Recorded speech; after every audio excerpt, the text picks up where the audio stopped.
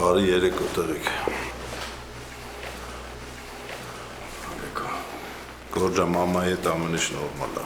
Այդ վիրահատական շրջանը սպասվածից ավելի լավ անցել։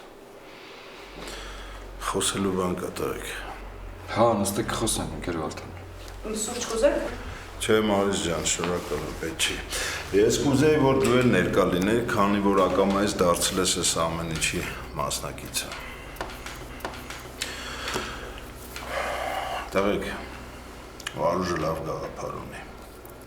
Ես լսել եմ, ու կուզեի, որ դուք էլ լսեիք։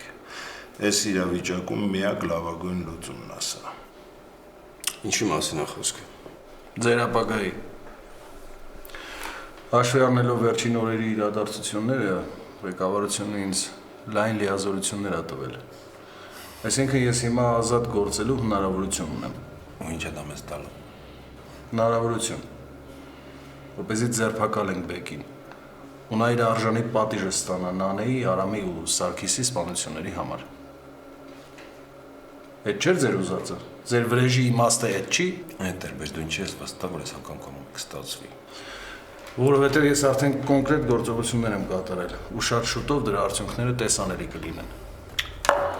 Վարկան, այդ ամեն ինչը մեր հետ ինչ կապ ունի։ Շատ ուղղակի։ Եթե պայմանավորվենք։ Ինչ պայմանավորվենք։ Ես ձերբակալում եմ Բեկին ու բոլոր նրանց, ովքեր կամա թե ակամա կապ են ունեցել այդ սպանությունների հետ։ Իսկ փոխարենը դուք բոլորդ